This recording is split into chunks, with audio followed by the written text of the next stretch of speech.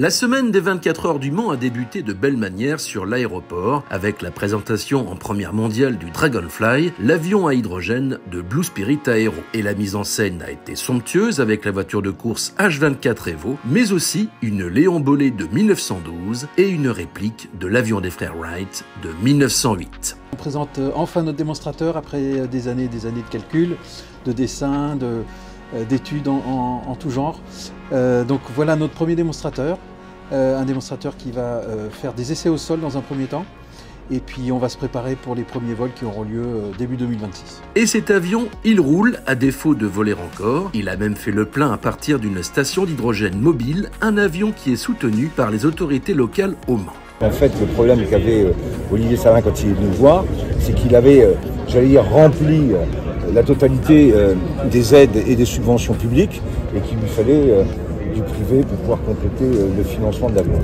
Et ce financement, on l'a trouvé localement et c'est ça qui est très important. Et cet avion, on a pu le retrouver ensuite sous forme de maquette au sein du village hydrogène au cœur du circuit. Un village encore plus grand que l'an dernier et qui a permis d'informer le grand public des avancées de la filière. Comme d'habitude, Toyota était au rendez-vous, avec notamment un bus et la Mirai, sa berline à hydrogène alimentait même une glacière et un ventilateur. On pouvait voir aussi le vélo avec sa cartouche d'hydrogène déjà vu l'an dernier au JO de Paris, sans oublier la pile à combustible. Mais la surprise est venue d'un prototype de voiture de course. Toyota a dévoilé au village hydrogène la GR LH2, un bolide alimenté par de l'hydrogène liquide et qui coche toutes les cases de la future catégorie hydrogène des 24 heures du Mans prévue en 2028.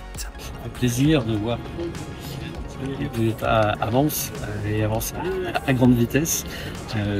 J'avais vu il y a 3 semaines la Corolla fonctionner en course en 2028, voir aujourd'hui ce prototype préfigure de ce qui va arriver.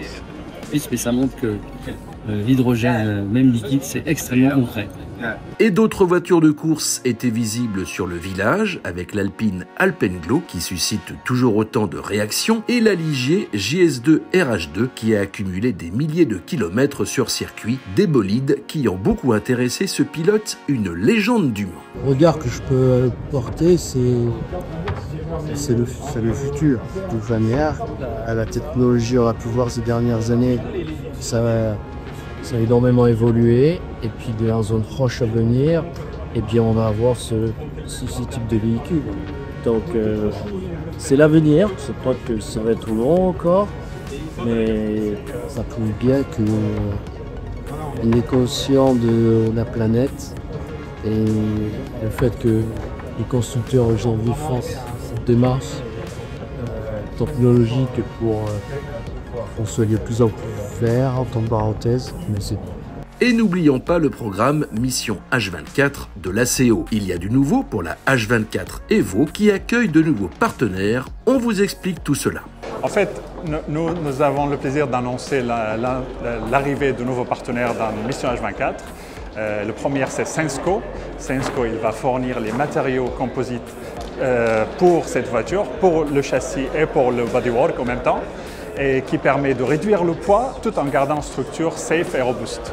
Après, Next Solution qui va faire l'éclairage de cette voiture unique pour garder le style. Et ensuite, il y a Texans avec leur variété des capteurs qui sont bien connus dans le motorsport. Et enfin, il y a Kappa Optronics. Kappa Optronics, ils vont fournir un système de vision arrière pour remplacer le système conventionnel des rétroviseurs dans la voiture. Et ce n'est pas tout, car Toyota a également décidé de rejoindre l'équipe. Sa branche compétition apportera son expérience sur l'aérodynamique et le refroidissement. Rappelons que ce bolide intègre une pile de Symbio, des pneus bio de chez Michelin, ainsi que de la technologie de pointe de McLaren, grand nom de la F1, et de l'équipementier Bosch. Et pour l'anecdote, le stand H24 Evo était animé par Adrien Tambay, l'un des pilotes, avec Stéphane Richelmy et Norman Nato. Comme d'habitude, Total Energy avait aménagé une station mobile de remplissage et le public a pu assister à un plein.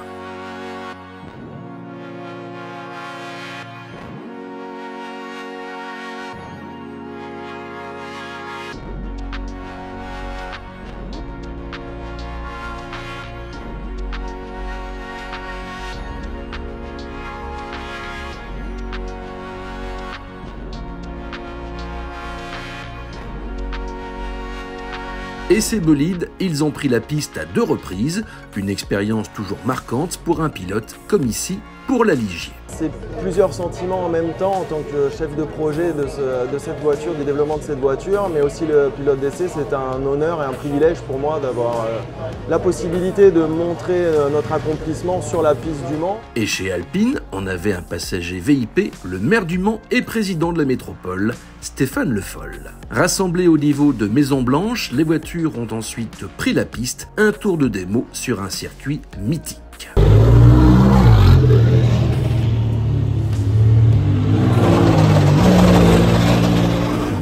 Comme au Mans, déjà l'an dernier, et à Spa, plus récemment pour l'Alpenglow, Alpine et Ligier ont pu faire la preuve que l'hydrogène fonctionne. Les 13 km du circuit ont été parcourus en quelques minutes. Des images qui marquent les esprits et font du bien à la filière hydrogène à un moment qui est un peu compliqué pour les industriels.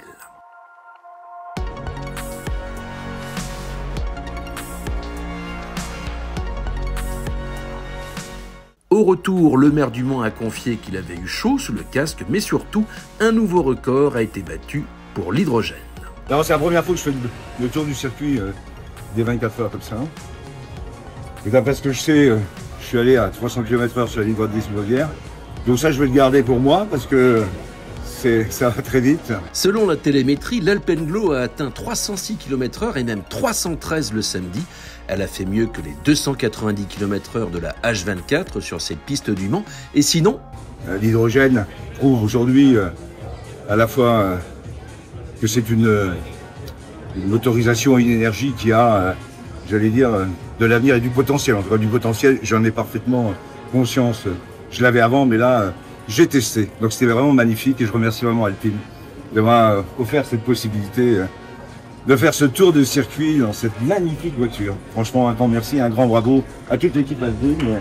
Et puis maintenant, vive l'hydrogène au Mans, quoi. Retour au village hydrogène où on s'intéresse aux applications sur route. Bosch envisage par exemple de transposer ce qu'il a pu développer sur la Ligier de course. Les véhicules poids lourds et les véhicules commerciaux, c'est eux qui vont nous permettre de mettre en place une infrastructure de stations-service qui ensuite sera tout à fait utilisable pour les véhicules particuliers. On a plus de 300 000 enthousiastes de voitures, de moteurs à combustion qui sont là. Et puis on est très heureux de pouvoir les régaler. Du côté de la mobilité, on pouvait aussi voir le vélo à hydrogène de Pragma et la moto de Kawasaki, une moto avec moteur à hydrogène qui a déjà été exposée aux 24 heures du Mans Moto. L'expo faisait aussi le grand écart entre la voiture radiocommandée et le moteur de fusée chez Ariane. Mais l'hydrogène, c'est aussi des applications dans le stationnaire, comme ce générateur avec un moteur à combustion. Le fabricant Fétis Group a aussi dévoilé un système de stockage solide. Il adresse également les besoins du transport maritime. Très fréquenté pendant cette semaine des 24 heures, ce village H2 a tenu toutes ses promesses. C'était presque un salon de l'hydrogène. C'est fini pour les 24 heures du Mans, mais le circuit va accueillir un forum sur l'hydrogène en septembre et les pompiers qui s'intéressent beaucoup à l'hydrogène y tiendront leur congrès national au mois d'octobre.